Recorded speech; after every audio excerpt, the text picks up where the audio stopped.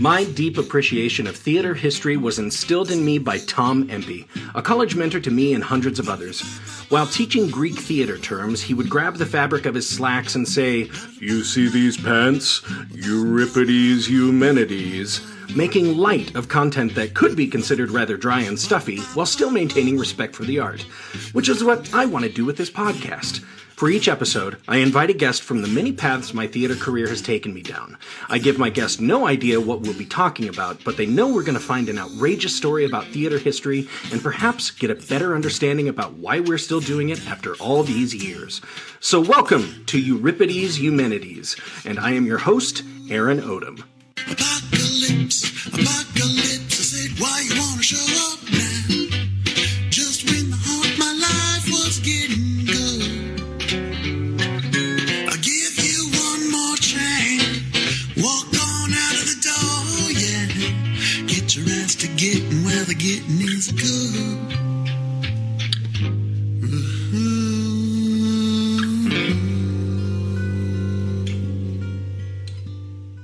Good morrow, Eumenidites. This is Aaron Odom from Trident Theater, back with another episode of Euripides Eumenides, a theater history podcast.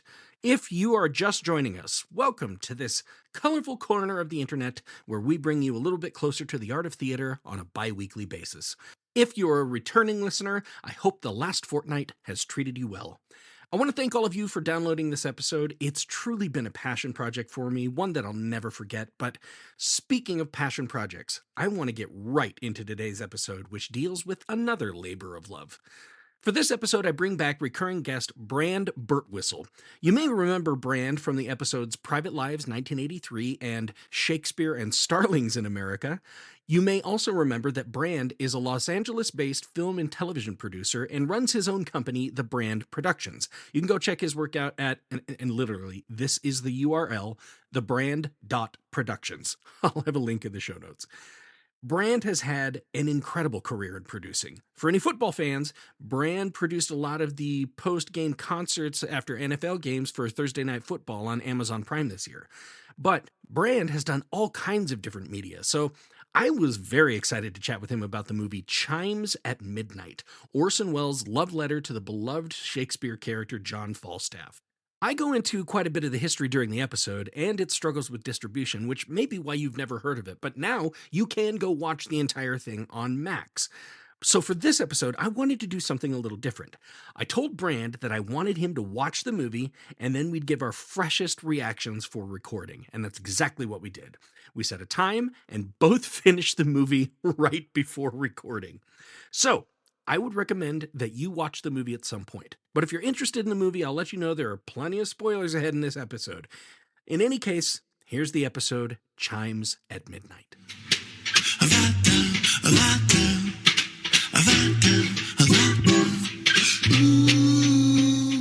I gotta say, I know from a producer standpoint, the last year or so has been difficult with the couple strikes that seem to last forever. And I think at this point now, like just a lot of stuff is still kind of on hiatus because, yeah, it's still picking up after, they got kicked in the gut, right? Yeah, man. I mean, it's this last year was tough. I if I'm not mistaken, this is the longest strike in history, recorded history. Right? For those two, yeah, I think so. Yeah, even outside of entertainment, just in general, that's the longest strike, or no something kidding? like that. Yeah, I could totally be misspeaking. I could be just throwing that out right now. For sure, it's the longest in ours, but it's like one of the top longest strikes. But industry's slow getting back on its feet, and there's another potential looming strike. And I think everybody right now is really hoping that it's not going to happen, and everybody's like, let's work it out, come on, let's get back, because I know I would like to be working some more. Everybody else would like to be working some more, but on the other hand, it's offered a lot of great opportunity to be writing and creating and putting some other things together so that come the time, I've got more ability to drive my own content. Yes, create my own story. Yeah, I think that's really cool that we're looking back on some of that stuff, and we're finding a connection to things, because both you and I, like, in our creative process, it's got to speak to us, right? It's got to be something that if I was paying money to go have this entertainment provided for me, I'd want to see it. And that has been something for me that may or may not have impeded my success at some point. I remember when I was doing after school program for high school students, I had the non-musical every year, and then the musical was in the springtime, and everybody would come to the musical. But of course, for non-musicals, yes, there you go, jazz hands. Jazz but hands. whoopsie, add them to everything. Hamlet would have been a lot more interesting with jazz hands. To be shaking a hat. Yeah, I love it. But it was suggested to me by our administrators, or one administrator, that to combat the problem of audiences not showing up as much for a non-musical, they just went, well, why don't you just do a musical? I'm like, man, it's not just that simple. And I'm like, plus the musicals that I would want to do probably are not going to be great for high school students. Now I'm intrigued, Aaron. Yeah. Well, but honestly, like, I would want to do something like a Heathers at the high school level, where it's really catchy stuff, and it's dealing with stuff that these kids are dealing with right now. Yeah.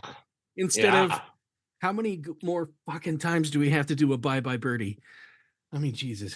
Yeah. I mean, nothing against that musical. It's just like, hey, let's pull another one of these Silver Age musicals out of I played Conrad when I was in high school, man. You look like a Conrad Birdie, man. Oh, yeah. Come on. Thank you, Aaron. Thank you very much. Man. Well, I mean, dude, come on. When we were in college, I remember very, very distinctly, not to shit on Pepperdine too much, but they wouldn't do Damn Yankees because it had damn in the title. I was 21 years old. I was like, God damn it, this is ridiculous. Yeah, yeah. Well, I mean, also, it's a very conservative Christian campus, and your main antagonist is Satan. Come on. Could it not be any more perfect? I know, right? But also, you're like, hey, let's talk about this on a literature level. I mean, do we teach Dr. Faustus? Yes, we do. We teach Dr. Faustus in your hallowed halls, but we can't do Damn Yankees because but also, I mean, just being real, like, did you watch Euphoria, Aaron? I have not seen that yet.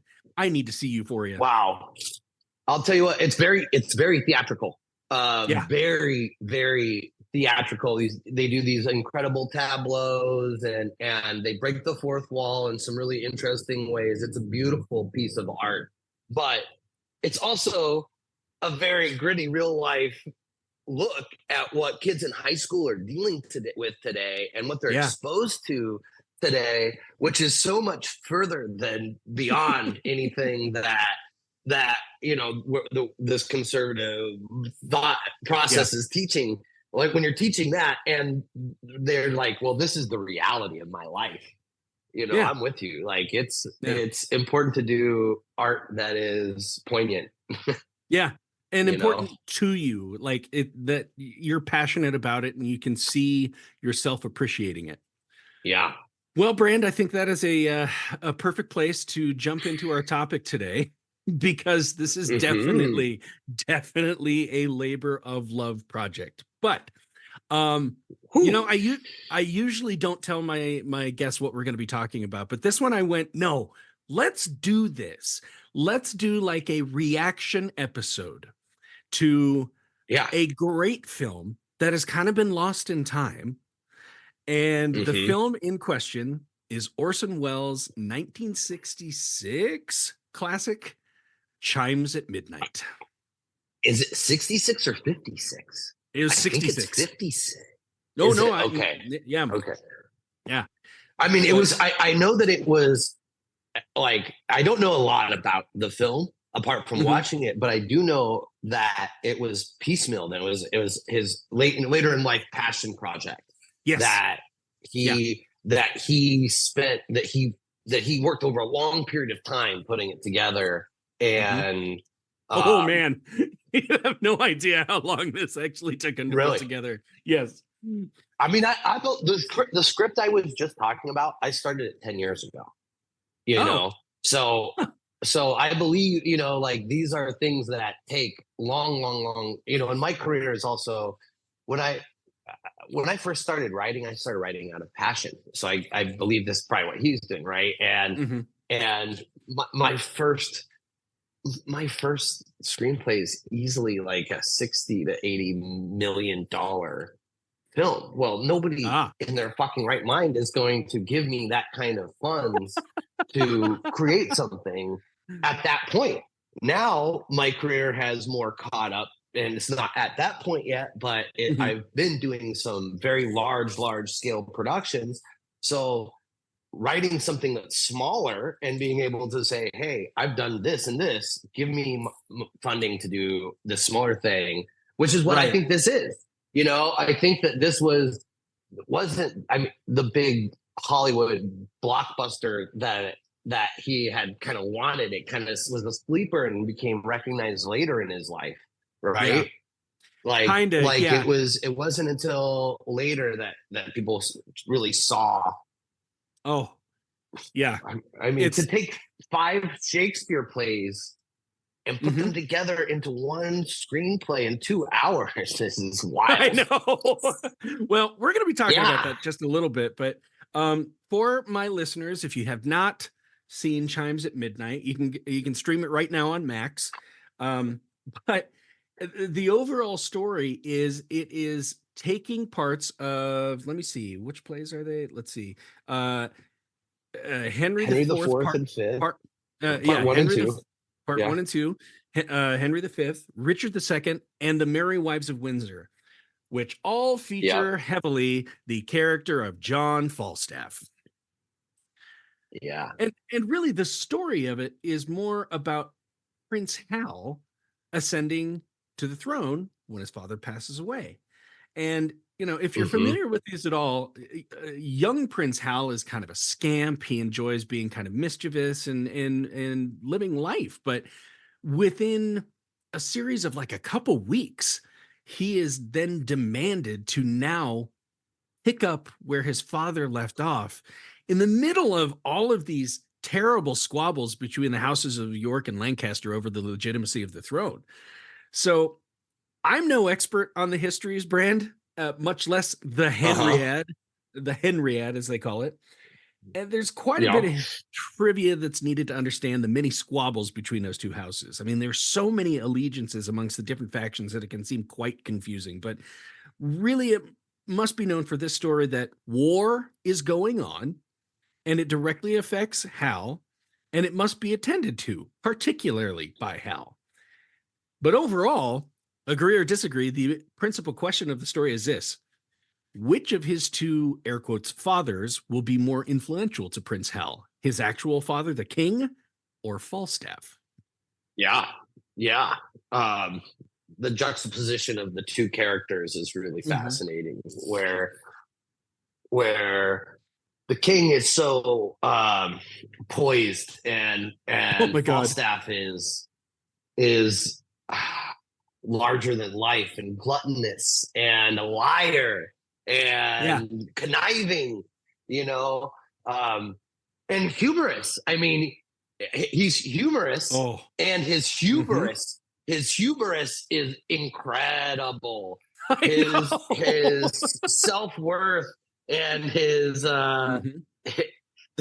almost narcissism is incredible. Like things when he's in his armor, you Oh God. and you see him because he's so fat, and he's just waddling around, and they're, even when they're trying to get him on the horse and they drop him, it's he's so ridiculous but Yes. tragic too because Yes. of his hubris. He has that really. beautiful, rich character. And Oh, when you're talking about the two fathers, I thought, and the aging and the changing, you really, the character arcs between Hal and Jack, or John, who they call them both, yeah. right? Yep. Yep. You watch both of them evolve in their time of life. Yeah. For Yeah. Hal, you watch him go from a foolish child to being the ruler of a company and being stoic and making uncomfortable choices. Like, he doesn't want to cast out his father figure at the end, but Yeah. spoiler alert, he knows that that's what he has to do in order for him to become the man that he needs to be to step into the role that he is. And on Right. Falstaff's standpoint, it's him becoming an old man, right? Yes. It's him living in his youth and holding on to the youth of Hal and living vicariously through him, and in this kind of made up world of his own design, right? Right. Of Yeah. how he sees himself and sees himself being a ruler, and to the point that he will do what he has to get into that role, whether or not he's that, how he sees him, how he perceives himself, and how his actions are Yeah. in contrast drastically. That would be an interesting, like, psychological perspective to take. Like, how much of his bullshit does he actually believe? Or when he finds out that his bullshit isn't really true, to what extent does he go ahead and just create more bullshit? Well, or potentially, is it when he can no longer do that? Is that why he dies? Is that he's not living in that world anymore, and when he gives up on that, is that why he gives up completely? Yeah. Oh, man. Yeah. I mean, I think both you and I, obviously, here we are talking so emphatically about it. We really enjoyed the film. Yeah. It was super interesting. Beautiful. Yeah. Now, that's something I wanted to hit on, because it is Orson Welles.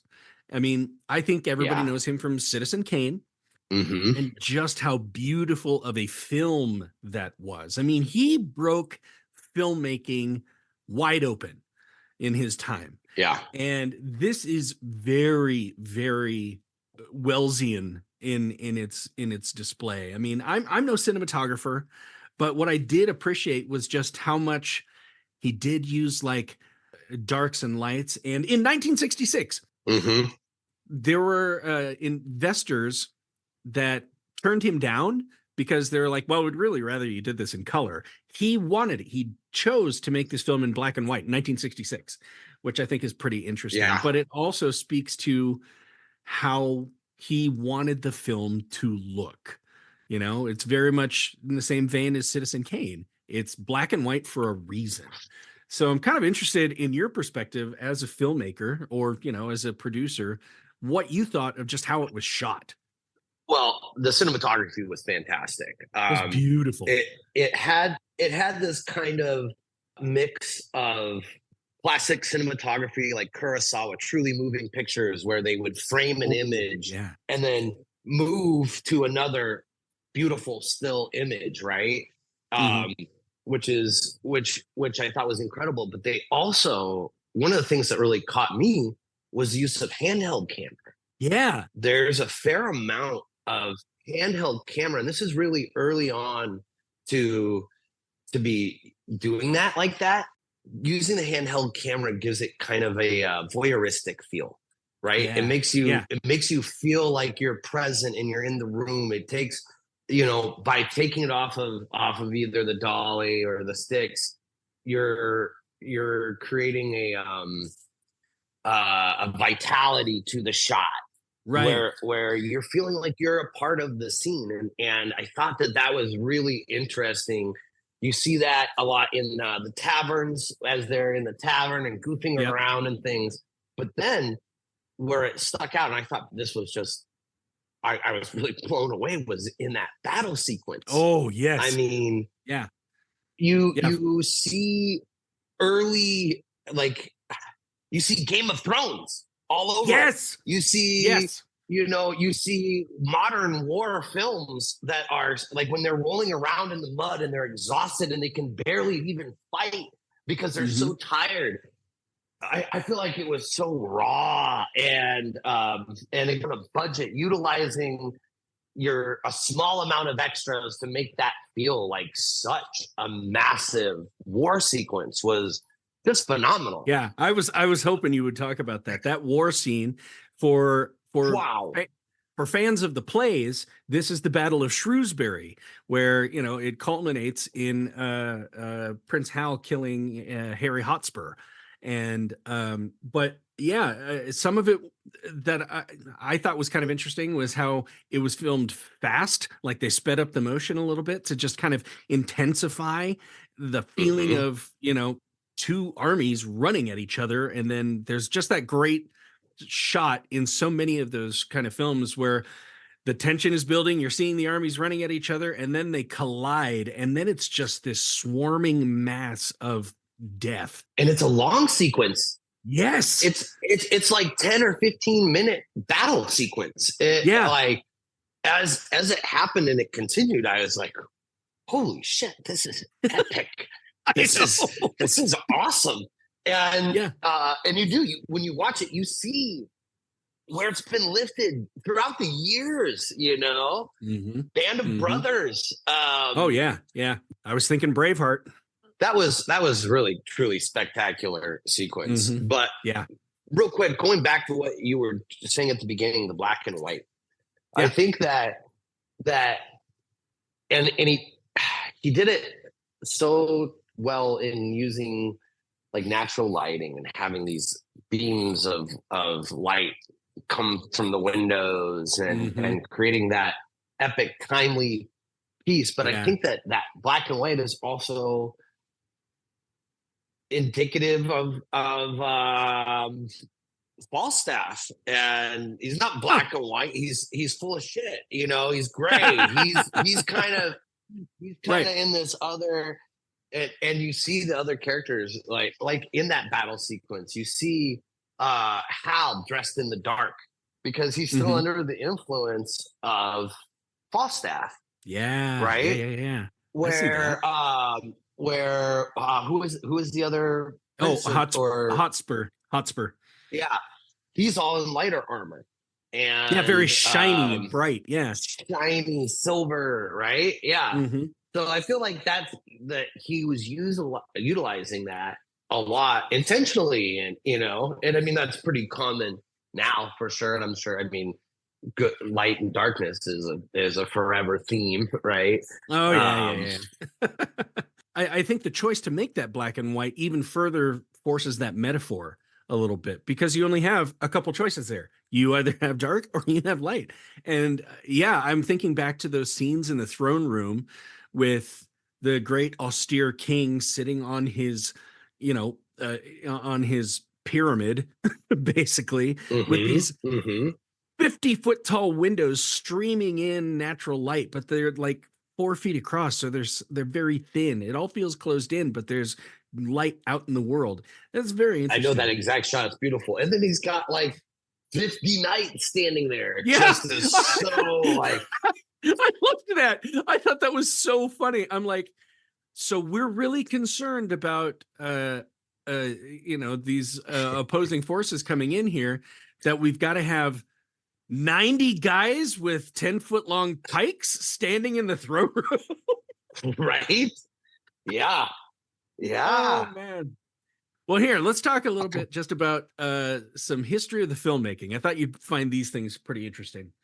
So this was filmed in Spain from September 1965 to March 1966. I might have that a year off. I can't remember, but it was like from September to March in one of those years.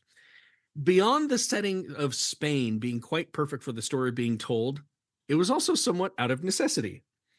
Wells had by then befriended Spanish film producer Emiliano Piedra, who really wanted Wells to create and film an adaptation of Treasure Island.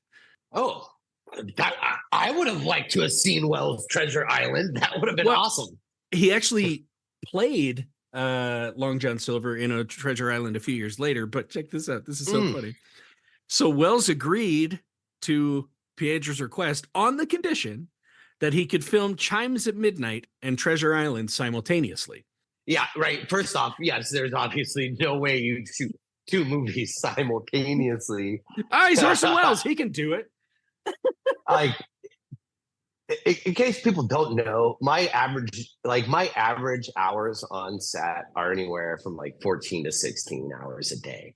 Like the idea of doing and it's not like it's done then, you know, it's like we're done, and then afterwards I'm having meetings. It's once you're in the middle of a film, it's all encompassing. It's 24/7 while you're doing it. So Yeah. that's but also I think what you're talking about right now is a great example of Falstaff being exemplary of I know. of Oh my God. Wells' character. He's so Yes. full of shit. He lied. He was notorious for manipulating people to get what he wanted. And here's a great example. So, he convinced Piedra he could do it because lots of the sets and locations could be used for both films, right? Okay. Wells never intended to film Treasure Island. Never. Yeah. He cast all the actors in Chimes at Midnight as characters in Treasure Island, but did no filming for it, not once. Although you'll appreciate this, he did send some dailies of the ship from Treasure Island departing a harbor to Piedra to let him know everything was directly on schedule. Amazing. Oh man, and I don't know what came of that. I know he ran out of funding towards the end, and he finally got American producer Harry Saltzman to put money in for the rest of it. But yeah, I mean, but at that point, he's also Orson Welles. You know, he was one of the biggest celebrities of the 20th century. He's gonna do what he wants to do, you know. Like, so here's another little fun piece of trivia. Wells had wanted Keith Baxter to play the part of Prince Hal, which he eventually did, and he did damn well. Like that Prince Hal was fantastic. Yeah. His transition was great. from the young little mischievous scamp to the man who's realized what shoes he's got to fill, it was impressive. But at one point, a young Anthony Hopkins heard of the filming of this movie and approached Wells directly about playing the part. Whoa. That's crazy. Wells looked Anthony Hopkins in the eye and told him that he'd already promised the role to Baxter. Wow. I mean, Hopkins wasn't as big in 1966, but I mean, Sure. it was still Anthony Hopkins, man. You know, Oh, I have a friend that it just got announced like last week or the week before. He cast Anthony Hopkins in a movie, and I'll send you over the details. They're redoing the Island of Dr. Moreau. I heard about that. Oh my God. Yeah, and Hopkins is playing Moreau. It's called Eyes in the Trees, I believe, is what it's called. Wow. Yeah. That'll be awesome. Right. But hey, speaking of great actors, what a genius move to have John Gielgud play Henry IV. Fantastic. I mean, just give that man the chance to chew up scenery and he will do it amazing. Yeah. You know, at first you understand Hal's plight because you're like, this dad is no fun, but he's also the head of a country. So, he's the king. He's not supposed to be fun. If your king is fun, your country's probably fucked, man. Like, you know? Have you ever seen Queen Elizabeth smile? Ever? Not even with her Yorkies. She's just like,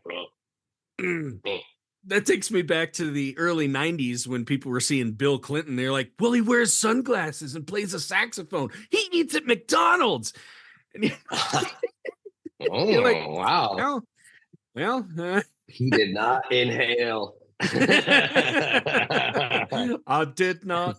Anyway. Well, anyway, many consider this to be one of Wells' best works, despite initial terrible reviews. Like you were saying, like when it first came out, it got tanked. But Yeah. even Wells himself considered this his best movie, even over Citizen Kane. Interesting. I didn't know that. Isn't that something?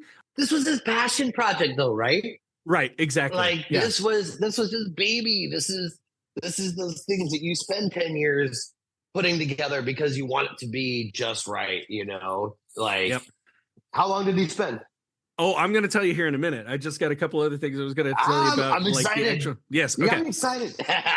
So the movie had incredibly limited release or distribution after its release. In fact, in England, it was called Falstaff, Chimes at Midnight. When it was out in America, it was just Chimes at Midnight. So I don't know why that choice was made, but I can't help but think of Threat Level Midnight, which is from The Office, the Michael Scott classic. Anyway, go on. Diverging. But anyway, this movie is fairly characteristic as far as its distribution in that most of Wells's movies had some sort of conflict over who actually owned the film. And so, honestly, this one was finally picked up by Janus Films in 2015, 50 years after its release, and In distributed 2015? Yes. Whoa. You got to give it to Janus because they truly are the quintessential, like, anything Criterion is Janus, right? Like, And yeah, this is in the Criterion collection. They now. truly did the best of the best classic films, you know. If it had Janus on it, I'm like, okay, this is worth a watch. Yeah.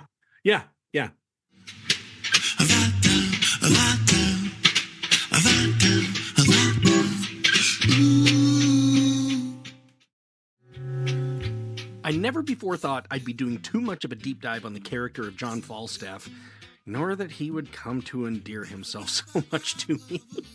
But that's just the first half of the episode. In the second half, we see what Orson Welles thought Shakespeare had intended for Falstaff as a character and as a metaphor. Pretty impressive stuff.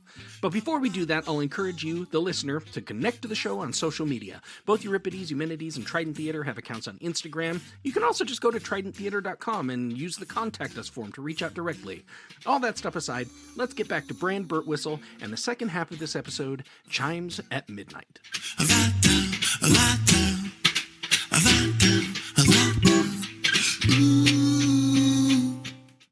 So, you want to know the history of this passion project? Yeah. Okay. I mean, that's an unbelievable. I thought my movie hasn't been distributed. We finished it 2 years ago. I'm feeling like that's a long time. You know? Yeah. Okay. So 50. if you don't know already, Orson Welles' lifelong obsession, at least one of them, was Shakespeare. He loved Shakespeare. There's some quote I read, and I didn't write it down here, but he was basically saying, like, Shakespeare is the only person who really truly understood the English language, and something like that. And you're like, wow, okay.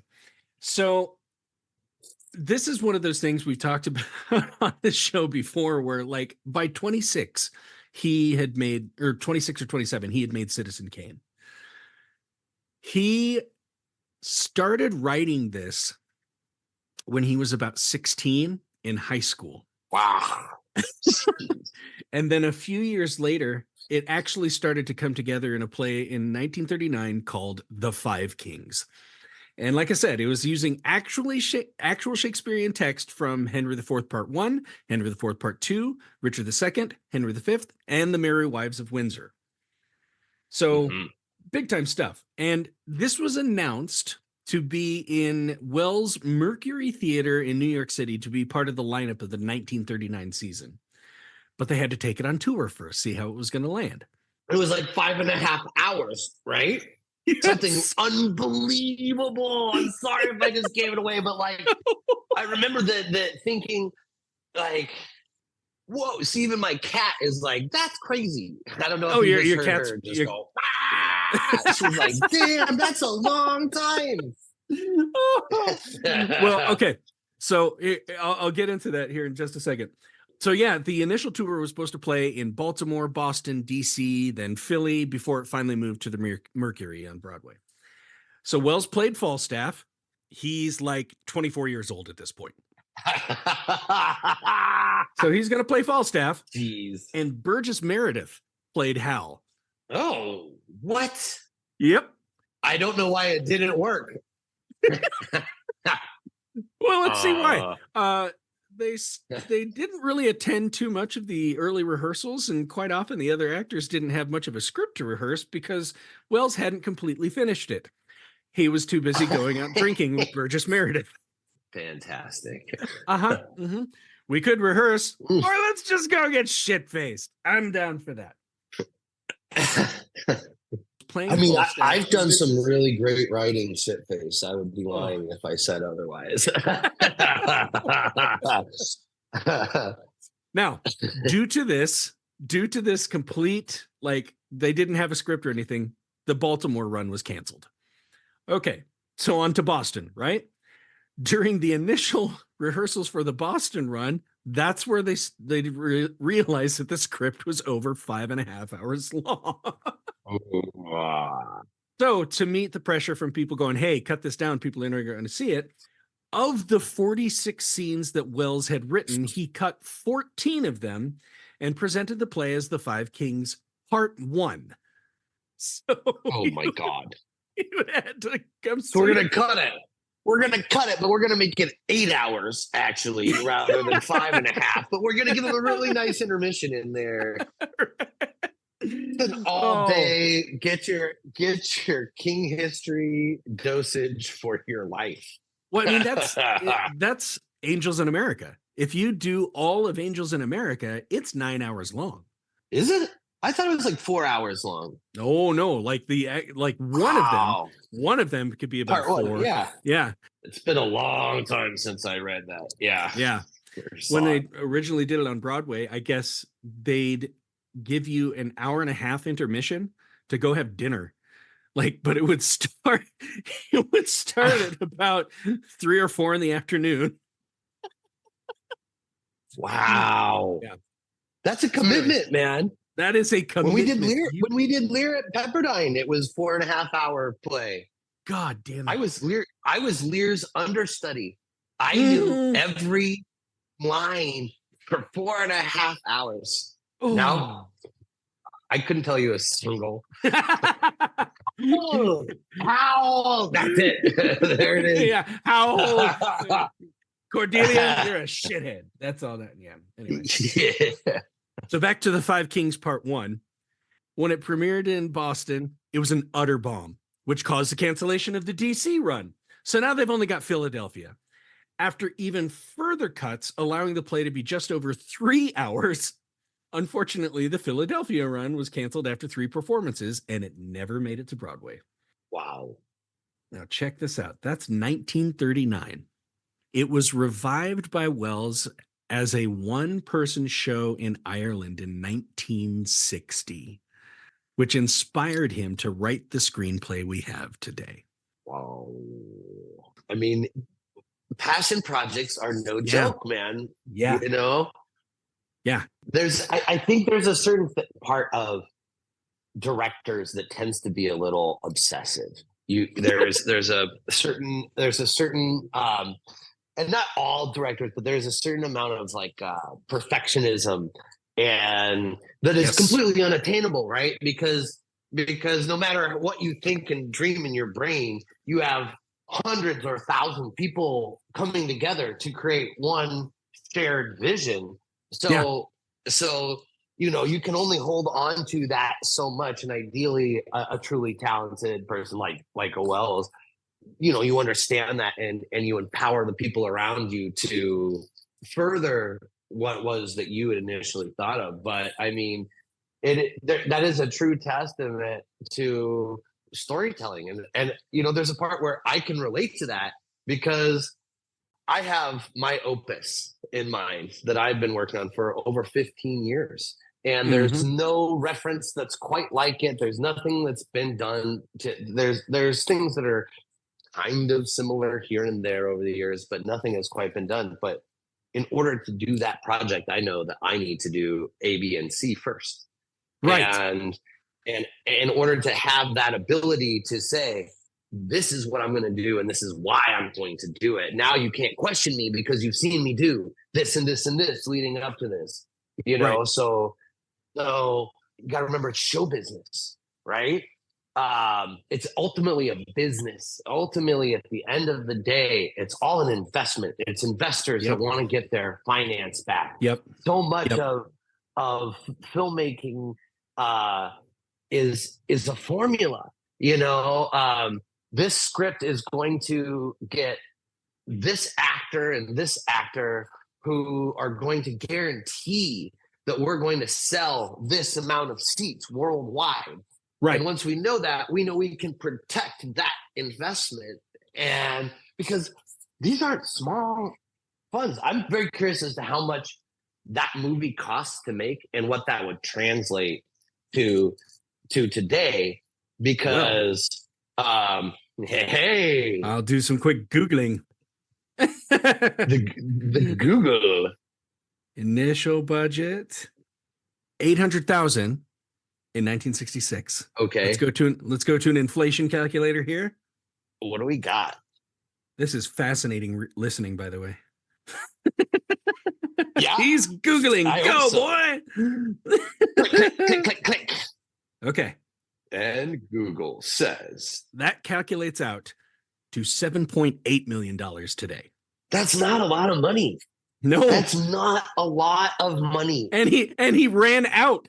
Yeah, well, that makes sense to me. I mean, doing period pieces is first and foremost always expensive. Wardrobe, knight and armor, horses, you know, just thinking about the horses and the amount of people you need to wrangle those and transport those, you know, that's expensive. Feeding those people don't think about those kind of things, right? Oh, yeah. But parking and feeding your people are massive. You know, luckily they didn't have to COVID test everybody going in, but oh God, you do not envy. You would not have, thank God that's done, but you would not have believed that increased our film budget by like 20%. No kidding. Yeah, because you had to be testing people at least 3 times a week, at least. You know, when I did my film in Oklahoma, was prior to Omicron being a thing. Yeah. And so we were planning on doing an antigen test once a week, which costs $175 to start our week off to make sure everybody coming back from the weekend was clean. And then doing PCR, I'm sorry, it was PCR tests for $175. That's the higher end one. Then antigen tests like our Wednesdays, Fridays as upkeep, right? Those are $20 a piece. When Omicron came out, it wasn't picked up by the antigen tests. Right. So we had to change all of our testing to PCR tests. So it was $175 per person 3 times a week. Oh my God. You know, per person. Ooh.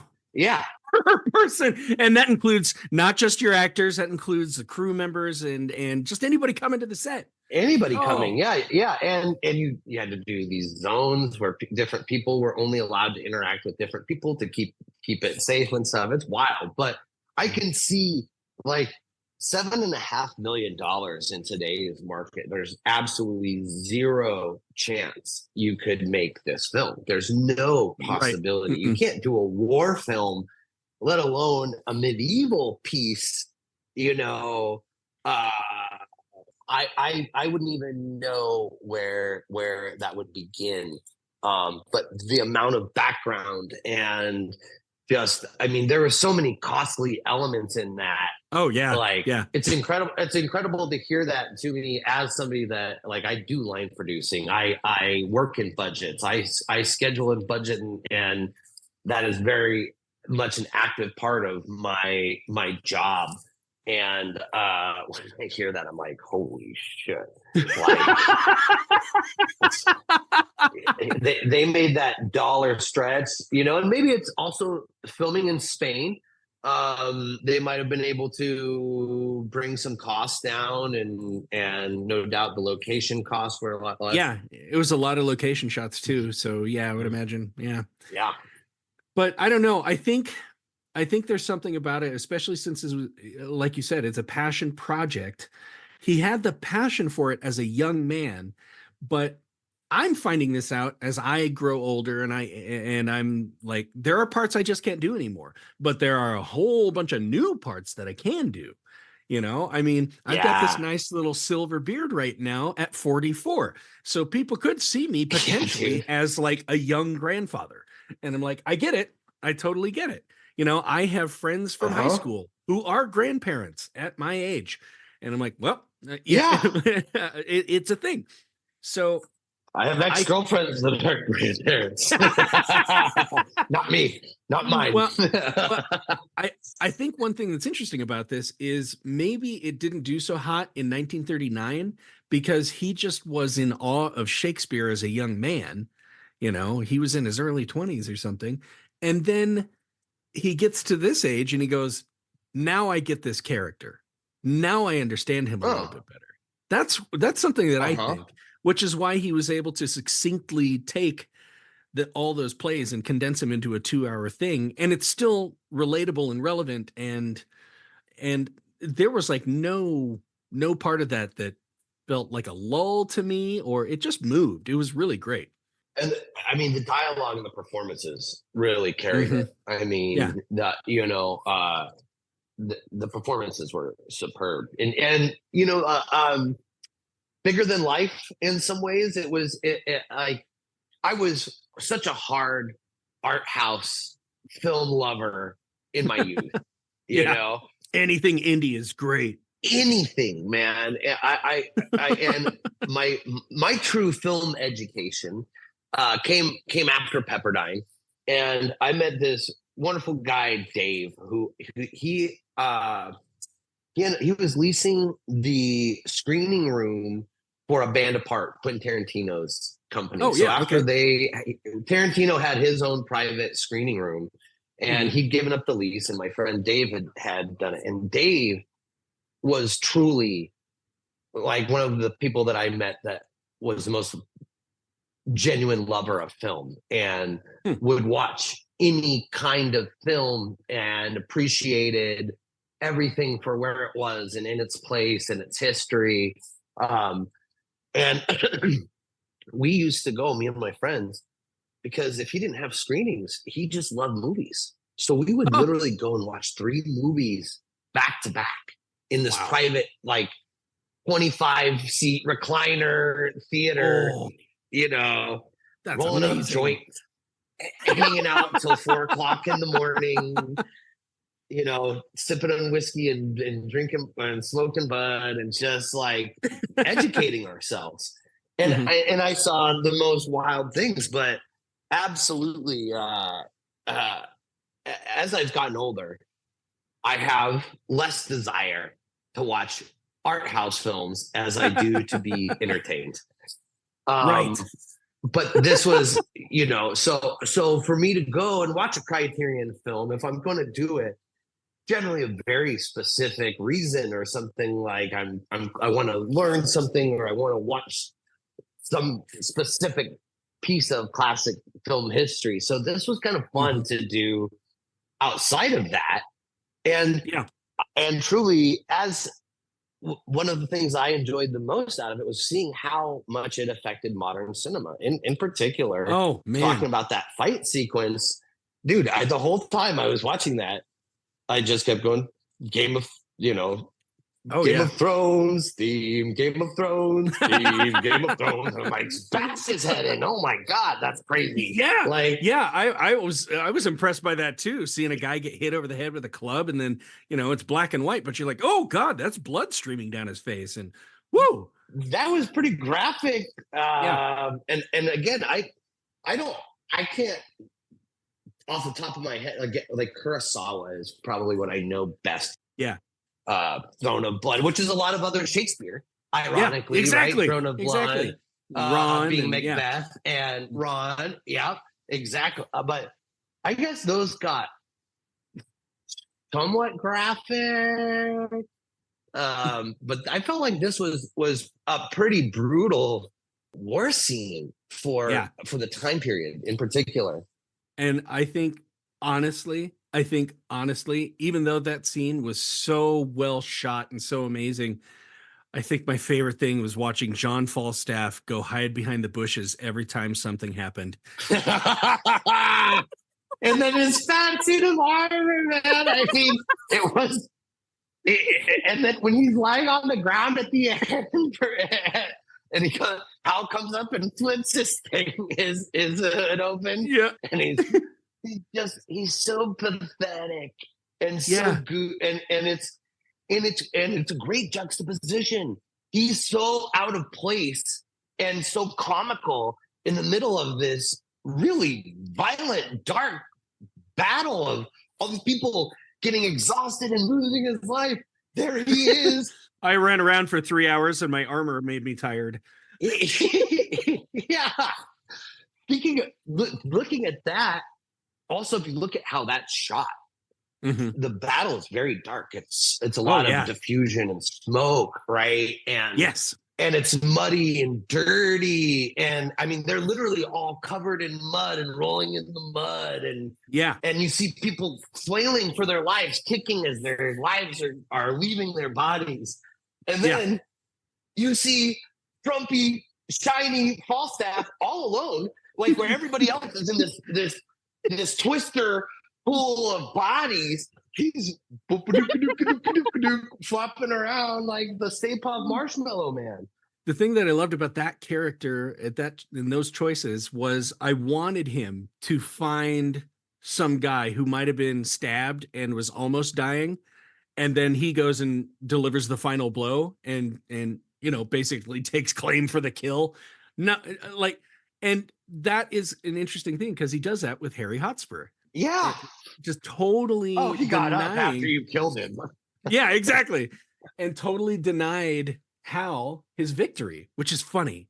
To me, that's kind of the crux of the interesting thing about it is that made this plot, the plot line, very Shakespearean in that Hal's question of which father is he going to follow gets answered in the middle. The climax is in the middle of the play. Yeah. And we just get to see what decisions he makes through the end of the rest of the show. But yeah, that's definitely the turning point. And that's really astute and interesting point that the climax happens so early. Yeah. And it's a hell of a climax. I mean, it's coming off of that huge battle. But I think that is such a great time because that is when he sees the truth. That's when he knows, like he has just been through a battle, not just through fighting all those guys, but then killing. Well, in some ways, they almost had a kinship, right? Yeah. Early on, and so there's even though there's that inner turmoil, there was also a lot of respect, and so when he had to choose to kill the man he respected. And then his father, who ultimately should be giving him that respect, instead stabs him in the back and takes his credit. It's him walking back to the line of soldiers. That's where the change happens. It's right there. You watch him. He drops the helmet, releasing, "This is what I was a part of. I no longer believe in it." So here's something interesting that I think about this. We're talking about this. This is really a story about Hal's journey from boy to king, right? Yeah. But it's called Falstaff. It's called Chimes at Midnight. It's Falstaff remembering his life up to that point. I mean, it starts with him sitting down with that old man and it says, "We've heard the chimes at midnight," and God, his great booming huge voice, which makes me remember one of his very last screen roles was Unicron, the major antagonist in the animated Transformers movie. Whoa, I forgot about that. He was the planet. Optimus Prime. Rise, Galvatron. Anyway, okay. Yeah. That's pretty damn good, Darren.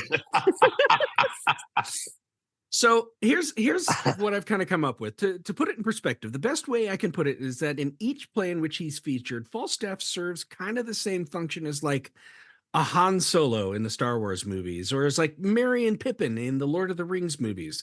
They're these lovable and charismatic scamps with bad reputations who always seem to be in some sort of trouble, but are absolutely essential to the victory of the protagonist. Even though they like their contributions have been slight but essential. Also, they're the narrator in Yeah, many ways, right? So, yeah, this is Prince Hal's story as told by Falstaff, exactly. who is an what's interesting is Falstaff is an unreliable narrator, or Yeah, but in this he's not. He recognized himself, but in the end, he has to deal with the reality of what has happened and what has gone on, right? So yeah, yeah, it's kind of interesting. He's a very interesting character. yeah, Very yeah. interesting character. I know that in the plays he is given a death off screen in the Battle of Agincourt, but in this one, this is a totally Orson Welles invention of having Hal banish him and then him just kind of slowly walking off and dying. Off screen, of course, but they basically said he died of a broken heart. Yeah. Yeah. Like the joy had gone out of his life. That's a very Grecian technique. Yes. Yeah. And end of Sophocles' Oedipus, he finds out that his hubris has distracted him this whole time, right? Yep. Same, very, very. There's a lot of identical things here, and he finds out that through that he, has been with his mother and killed his father, and he goes off screen, blinds himself, and then is exiled. Yeah. Yeah. I think that's interesting. They don't kill him. But yeah, he does the violence off stage and then comes back and everybody goes, "Wow, that was brutal." That's All right, now get out of here. take your curses with you and skedaddle. We've gotten all we could out of you. Thank you very much. Which is kind of what Hal says to Falstaff at the end. I've gotten what I could out of you. I've outgrown you. Fuck off. Yeah. and also I think it's a great that ending that you're talking about, where their last interaction, where they both have truly become have leaned fully into that person that they are going to be. Even to the point where as Falstaff is leaving, dude's like, yo, he's like, I got your $1,000. Don't worry about it. And he's like, yeah, but I really, you can just give me 500 now and be all right. Like, and he's like, nah, I'm good for it, Dad. Like, He can't stop.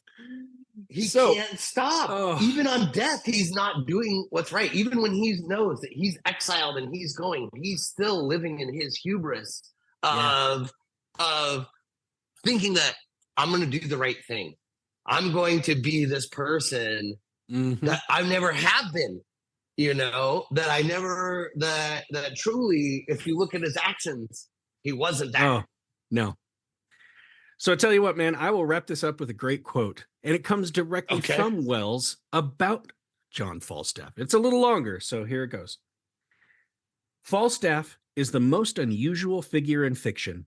He is almost entirely a good man, a glorious, life-affirming good man, and there is hardly a good man in dramatic literature. There has always been in England, an older England, which was sweeter, purer, where the hay smelled better and the weather was always springtime and the daffodils blew in the gentle warm breezes. You feel a nostalgia for it in Chaucer. You feel it all throughout Shakespeare. Falstaff is a refugee from that world. He has to live by his wits. He has to be funny. He has no place to sleep if he doesn't get a laugh out of his patron. It's a rough modern world that he's living in. You've got to be able to see that look in his eyes that comes out of the age that never existed, the one that exists in the heart of all English poetry. End quote. I don't know if you know this, but Falstaff is the only character in those plays that isn't a real historical person. Oh yeah, in the histories, right? Yeah. So that's kind of an interesting thing also, that all of the real people are kind of shitty. Right. Right. So it's just an interesting that the good character is not based on a real person. You know? Yeah. What's Shakespeare trying to say with that? All of you people that are living in this world where we have these stupid political alliances. If you do that, I'll do this. If you promise this, I will deliver this. Falstaff's just going, I'd like to have a drink and maybe get a girl in bed tonight. Anybody up for that? Yeah. that is your everyman, right? Probably that's why we love and relate to Falstaff, even though he's flawed as he is. He's everyman, or what every man would want to be. Maybe, yeah. But I mean, the reality of it is, there are those complications in life. I just spoke to a good friend who teaches high school and junior high students English and history. And she's developed a system where if a student just has a question about the world, sometimes it can come from an authority figure at school or something. And so she says, just go ahead and drop me your questions. She's now writing a book based on these questions that one kid has brought forth. And they're things like, why do we have to have money? Do we have to have money? Do we have to have money? They're these great, big, huge, fat questions. But it's like, initially we go, well, you have to have money because you have to pay for these things. Yeah, but why?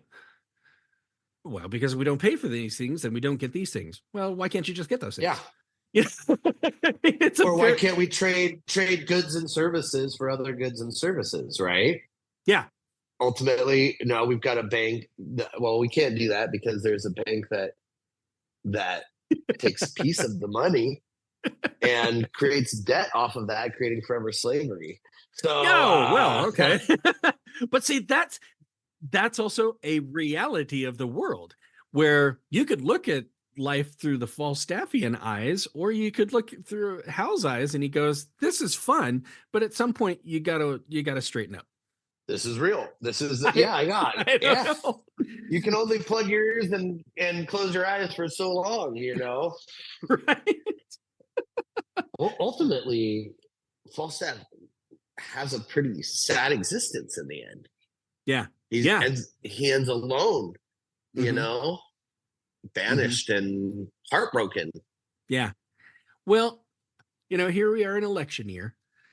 And I think this is a very funny thing where you have both sides claiming to be the more patriotic one and acting like there haven't been inherent problems with this country since its very inception. We are the inheritors of the legacy.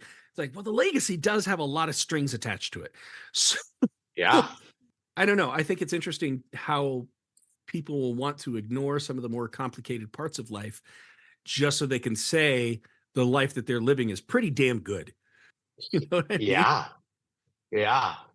I watched some YouTube video the other day of a lecture, and this professor had his students repeat the same phrase like 3 times. Mm-hmm. And then he played this thing of people chanting, and it sounded just like what you had just said. And then he goes, okay, now say this. And it's something completely different. And all of a sudden it sounds like the people are saying that. And he went through like 7 or 8 different iterations of the wording. But ultimately what you believe is what you hear. Yeah. So it's important to be aware of that, I think. Oh, absolutely. Absolutely. But I think that's a purpose of a piece like this, is to kind of remind us that, yes, there can be fun and yes, there can be serious things, but going extreme on either way can be dangerous. Yeah. I don't know. Well, there we go. Chimes at midnight, Brand. I give it a thumbs up. Yeah, me too. Yeah. That was fun. I mean, this is going to be one that I probably will go back and watch again. Sometimes you watch something to just be like, okay, I'm doing this for a purpose. Like I'm researching this for this show, and then I may never see it again. But this one, I'm like, I enjoyed the performances a lot. I enjoyed the settings. I enjoyed, the story it's telling, and the fact that you get a tragic hero out of John Falstaff at the end, where you're like, Yeah. yeah, I feel bad for you, man, but you can't just have fun all the time. That we could, Aaron. Indeed.